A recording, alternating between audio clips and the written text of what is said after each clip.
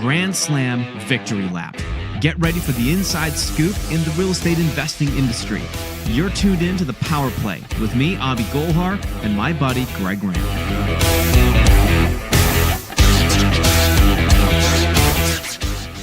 Think Realty Nation, it's Avi Golhar, and it's The Power Play. It's The Power Play. My confidant, Greg Rand, is in the studio. We're talking about Detroit, Michigan, and whether or not it's a winner. Now, for many of you that don't know me, I'm originally from the great state of Michigan. I am a Michigander. Yes, go blue. It's the only school that matters in the entire country. I was born and raised in Kalamazoo, and I frequented Detroit when I was a kid. And when I was growing up, it was a good city. It was a fun city. And then it wasn't, and then it was, and then it wasn't. So Detroit it's had its ups and downs and ins and outs. It's had its political situation. But Greg, tell me about Detroit. Yeah, Detroit's interesting because it was one of the markets that scared us off until a few years ago. All right, so again, our clients look to us to recommend where they should go, and not virtually, every place in this country has a reason to invest in it. It isn't for everybody. Okay, there are certain people that if they could go anywhere in the country, their expectations of returns, their tolerance for rougher neighborhoods, their tolerance for down economics, all these things play into it. So it's one of these, if it's in the United States, there's something to like about it, something to love about it. But I actually held out on Detroit for a long time because the net population loss was scaring me. And what I saw there was a city that might never be the same again, but things have changed, okay? And we made a buy recommendation on Detroit 3 years ago, and it was based on the fact that the city was crumbling. The city had a political problem, and it had a massive financial problem, and because it was coming off of its heyday, which was the center of auto manufacturing in America, in the hemisphere, really in the world, it had a heyday that it may never get back to again. And so did there have to be, people were back then talking about we should just, take all these neighborhoods that are vacant and just bulldoze the neighborhoods so as to just get rid of the blight, all right? Yeah. A little bit of that happened, but it didn't really happen. What happened was things turned around, all right? It began with the politics. The state government basically took over the city government and said, we're going to put an emergency manager in place. And the reason they did is the bankruptcy court said, if you're going to wash your hands and negotiate some of your debt in bankruptcy court, you can't just go back to doing things the way you used to do them. Otherwise, we'd expect the outcome to be the same. So they put an emergency manager in place. The politics that allowed the city to get financially out of control and underwater were taken out of power over the purse, okay? As a result of that, you had a lot of corporate investment that came in. And you had a lot of people that saw. See, investors are beautiful. They're the unsung heroes of the economy because when they see something in the real estate market that is beaten up, they know that the pain is priced in. Right? The pain is priced in. You could trade in your Escalade for 6 houses back at the bottom of the market in Detroit, okay? They literally were giving these things away. I mean, literally, they were giving some away if you were going to put the money in to fix them up. I remember that, too. I was there during that time. It was crazy. Yeah. Opportunity galore. And people were saying, oh, you're giving houses away? Sweet. Where? Detroit. Never mind. I don't want one, right? That was actually happening. So they cleaned up the politics. They then started seeing investment coming in. Now, the city is on the uptick. And what happened with the auto industry, like we have a situation politically, and you're going to find that I am only interested in making money when it comes to real estate investing, and I'm interested in helping other people do the same. And so I don't care who the president is, okay? If there is something to law, I don't care who the governor is. I don't care about the parties. I'm going to look at what's actually happening, and I'm not going to shy away one way or the other from what the real story is. And so what we have going on right now is that we have a president who is muscling the auto industry to come back.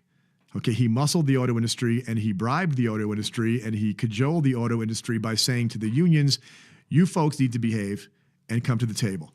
The auto industry, you're going to start shutting down some of those factories, and that one you were going to move out overseas, you're going to change your mind to bring that back. And if you all do that, I'm going to give you massive tax cuts and make it worth your while. But what you're going to do is you're going to do a press conference and you're going to credit me with saving Detroit. Okay, that's what happened. And so people in the manufacturing world began to understand that the way that you grease this president, you don't donate to his campaign.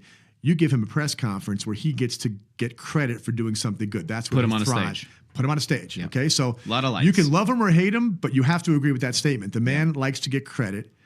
And he told the auto industry and the unions to come together because I'm going to bridge the gap. They got billions of dollars of tax breaks earlier in this last cycle. Okay. Billions. So all of the haircuts they might have taken to come back to the table and negotiate to make it all worth everybody's while to come back and open up back in Michigan again. He's the one that bridged the gap. The government bridged the gap. We all did. Taxpayers bridged the gap by them getting a big break. Detroit is winning as a result of it. So each of the big three have made announcements of factory openings, reopenings, or new builds. Hundreds of smaller companies that are like moons and planets around the suns of the big three automakers are moving back in again. Now you have Dan Gilbert, of course. Dan Gilbert is I'm glad you brought him up. I forgot to. You've got a corporate sponsor who loves the city, who's dumping money into the city and basically taking entire city blocks and investing in them and sprucing them up and making it, being an icon to the city. So all these pieces come together and the prices in Detroit are starting to elevate. All right. But if you look at the details on the data, they haven't even caught up to where they were. What's the data telling us? The data tells us that over the last 20 years, where the average price in America went up 3.4% per year on average for 20 years, in the county where Detroit is, it was actually over that period of time down. Okay? Wow. The average price in Detroit is lower than where it was 20 years ago. So all these good things, the bankruptcy being worked out, the politics being cleaned up, the auto industry being enticed to come back and making commitments to do that, all those things have happened, but the prices really haven't moved yet. You can still trade your Escalade. Now you can only buy 3 houses for the price of an Escalade instead of 6. But the yields that you get when the prices are low are outsized. Yield being how much profit do I make on a monthly basis based upon the amount of money that I put in there. You can get double-digit yields, meaning you can make 10% on your money on a monthly basis in Detroit because you're not going to get any appreciation. At least the 20-year chart says that you won't, but I think you're going to. Because I think that when all of this actually happens, there are still enough people that are not quite ready to believe yet. Okay, the investors are starting to get ready to believe. They're coming in now. The home buyers come in later when the jobs come in. And so I think you're going to see just nothing more than a couple of points of appreciation on top of the 10% that you make in your yield. Now you're talking about buying homes in a great American city and getting a 12% return on your investment. What does the 20-year chart tell us? 20-year chart tells us the prices are actually down an average of 0.6% per year over the last 20 years. So what it tells us is if the market, it just began to creep up in the last 2 years, so home prices have been down and have been staying there all the way through all these positive developments that I'm talking about here. They're just starting to pop now and grow. But the median price of a house in Detroit is still only like $60,000. I'm sorry. It's, about $60,000, $70,000 is the median price of a single-family home in all greater Detroit. Do you have a feeling of when that could potentially notch up? I think it's happening now. I think we're seeing it now. I think with the, when you have a factory being built and being announced, that might not be enough for folks to actually move in. They want to get the job offer first. Yeah. But when they get the job offers, when thousands of jobs, when tens of thousands of jobs move in to the auto industry that's coming back, you're going to see the value of those houses go up. And here's the thing. When a house is only worth $40,000, it has a legitimate possibility of doubling in value in 5-10 years. It has a chance of tripling in value in 10 or 15 years because it's only going to be worth $150,000 and it's still triple what you paid for it. So there's a risk inherent in a city that has to be turned around.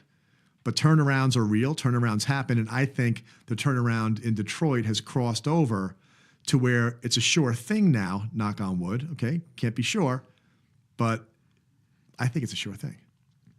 And you're seeing that inflection point. I've seen it. It's behind us now.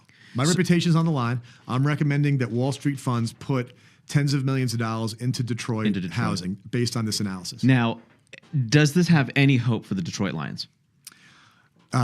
Yeah. That's not what I wanted to hear, Greg. Come on, man. All right. Think Realty Nation, that is your power play. We are bullish, and we recommend buying in Detroit. The numbers say that it works, and you know what? So does Greg. So he stakes his reputation. If it's right for you, it's right for somebody, it might be you. Yes. I'm a huge fan of Detroit. Like I said, I was born and raised in Michigan. You know what?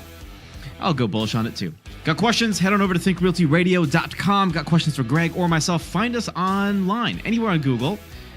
And stay in touch. ask us the questions that you need to dominate your game. Till next time, happy investing.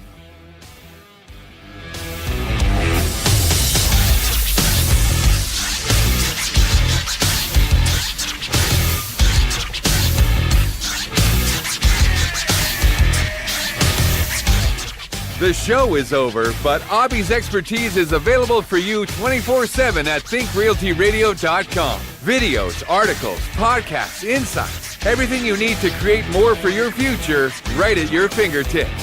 Think Realty Radio, a real estate of mind. Online at thinkrealtyradio.com.